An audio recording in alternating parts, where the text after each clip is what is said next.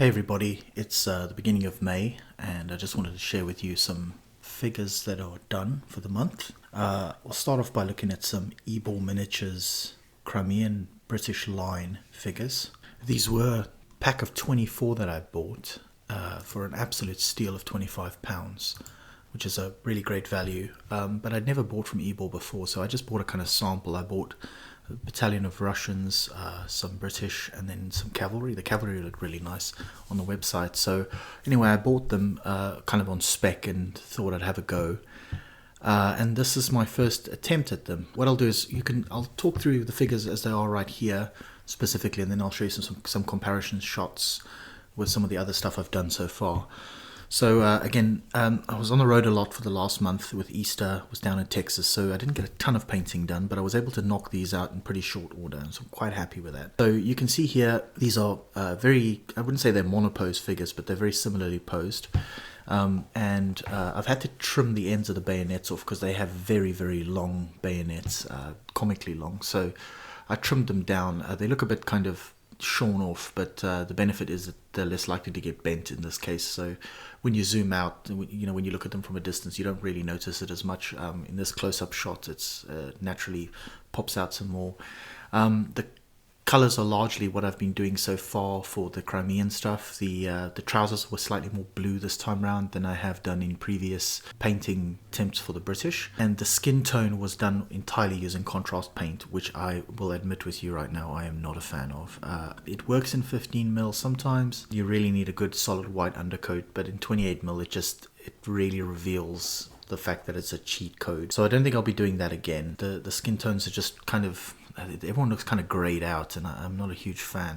I prefer a slightly more kind of healthy, ruddy look, I guess. I mean, it looks fine. It's not the end of the world. Some of the highlights for me here were just poses are really easy to paint. The figures are really cleanly cast. They also are not too massive, and their kind of horizontal footprint is neat and easy to plan around. So I was able to rank these up 8 to a base, which is the plan I'm going to use moving forward. The detail on them isn't like super deep, but good enough for something like this where you're going to paint up a ton of figures, right? So I was quite happy with the way they turned out. Again, really up close like this, they look a bit kind of heavy-handed. The paint job doesn't look so great, but I'm satisfied with them at a range shot. They look quite good. The red is again, I'm trying to do this thing where I vary the kind of tone of red that I use. This is an acrylic paint that I picked up from an art shop. It was on sale for like $2 Canadian, so I just picked it up, and I figured it's a slightly different tone from what I normally have and a slightly different finish. The idea is, I suppose, that the different regiments would have sourced their cloth, via quartermaster or whatever, and it would be potentially from a different batch from the other equipment that gets given to other battalions / regiments. You can see this is going to be an end base, so we've got on the left hand side if you're facing the troops, on the left hand side you've got the Grenadier Company nominally on there with their wings and then their white pom-poms or ball tufts, I guess, and then center companies with the white topped red shaker balls, and that's it really. Not much to say here. Very pleased. They painted up very quickly. Again, the really close scrutiny here doesn't really do the figures justice, but what I will say is, based upon this, these particular figures from Ebor are definitely I will definitely buy more. A huge fan. I think they came out really nice, and I like the figures. So yep, happy with that. And then here is a comparison between but here's a comparison shot of the Ebor figures next to the Great War miniatures. The heft of the figures in terms of their muskets and their height and their kind of general frame. The Ebor figures are slightly chunkier, so the men are a bit more well fed. But in terms of height and scaling, they're much of a muchness. The knapsacks are, the kit on like the knapsack, the musket and all that are a little bit bigger on the Great Wall figures. They are a little bit larger, just generally speaking. Obviously the tall bearskins don't help with that, but I would say, like, look at the length of the musket, not the bayonet so much, but the actual musket itself, or the size of the haversack, or the size of the canteen or cartouche at the back. Those are, or the knapsack. Those are good indicators of like a real scale between them, rather than height, because of course men vary in height. But as Ralph always points out, you don't get issued a musket that is relative to your height. So it's kind of a one-size-fits-all piece of kit, right? So anyway, one of the things to note here is obviously the Grenadiers are based 6 to a base, and the line figures from Ebor are 8 to a base. As I said before, I'm actually going to go back and rejig the figures and go to 8 to a base for everything. It's a bit of a step back, but yeah, I really like the denser look, and I like the fact that I can get away with 3 bases, and it saves me a bit of like real estate on the table. And then here's an example of the Warlord line figures. They're much lankier. The thing that gets me about these figures is they're not bad. They're just a bit messier in terms of the sculpt.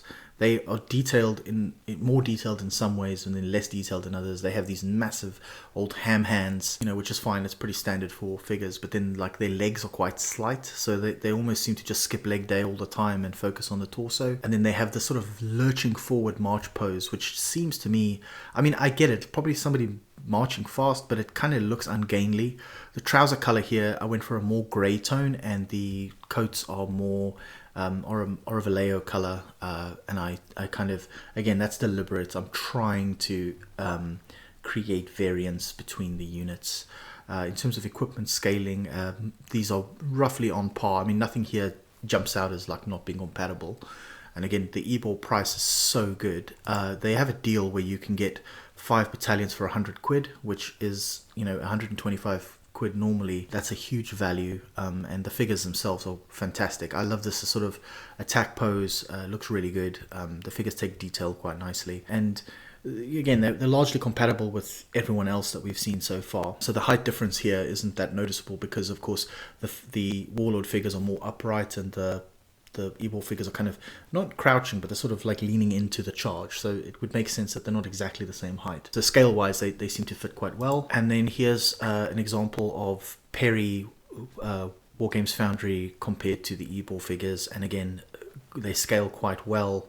The equipment is roughly of the same size. These Turkish figures are the ones that I did last month, and they, again, everyone kind of fits together. So I'm quite pleased with this.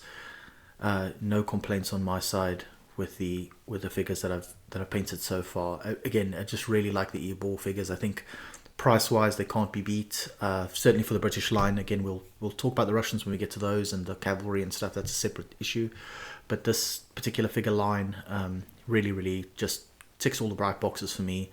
The figures are quite sturdy, which I appreciate, and they rank up really nicely. There's no ludicrous poses. They don't do that Old Glory thing where they're looking away all the time. It's just a really good solid sculpt, and easy to paint. That's the key thing. Like, I got these done pretty quickly. I only had about I was away for 2 weeks for Easter, and then before that I was away with work, so I was maybe home for a week, which represents for me about 4 or 5, maybe 6 hours of painting time, and I got them done. Then the basing I did this week, so maybe 8 hours end to end for the base. Right, and the other thing I wanted to show you was some Mirliton Halfling figures. These I bought way back, probably in the mid-2000s, so 2004-05 period.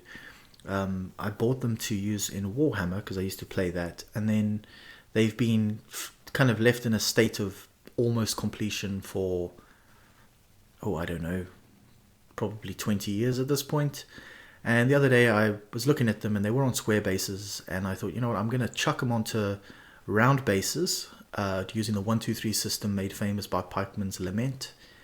And then what I'm going to do is just potentially use them for like a kind of Dragon Rampant type game, something like that. I don't really do much fantasy gaming, but these are quite lovely figures, and again, they're painted, and I don't want to sell painted stuff unnecessarily.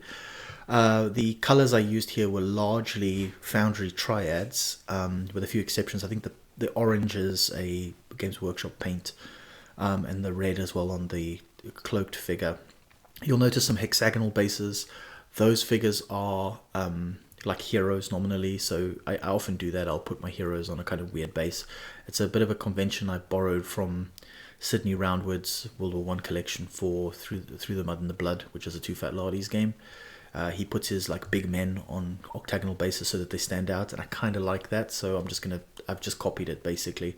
So you'll see it with my World War II collection as well. I do the same thing. Yeah, not much to say here. Lovely figures. I don't know when or if I'll ever use them, but it's good to have, especially when you meet people who are more fantasy gamers than, you know, historical gamers. And then the second set of figures here are more the kind of missile troops, so, you know, archers and such, again using the 1-2-3 basing system. And then there's also a mounted halfling in the middle there on a little pony. I have a few more bits and bobs to paint up, some more mounted figures and a little artillery piece, which I'll get to eventually, but again, it's super low priority. One thing you'll notice with these figures is I've gone for flowers on the bases. I really wanted to kind of give them the sense that they were kind of a Shire Defense Force type thing. You know, I wanted a kind of very lush, colourful environment for them to operate within, and I'm quite happy with the way that came out. And that's basically it for May. Like I said, I've been away for a lot, especially with Easter. Drove down to Texas with the dogs in the pickup truck. I actually converted the back of it, not converted, but I put a canopy on it, like a fold down canopy, and I was able to sleep in there on the way down and on the way back. So the trip was actually a fun little camping expedition with the dogs. We had a really awesome time in Texas. You know, it's getting hot there now, but not too miserable just yet, not quite high summer. So yeah, quite pleased with the way that turned out, and I'm back now. A few other bits and pieces I want to talk about in the coming month, but I'll deal with those in separate videos.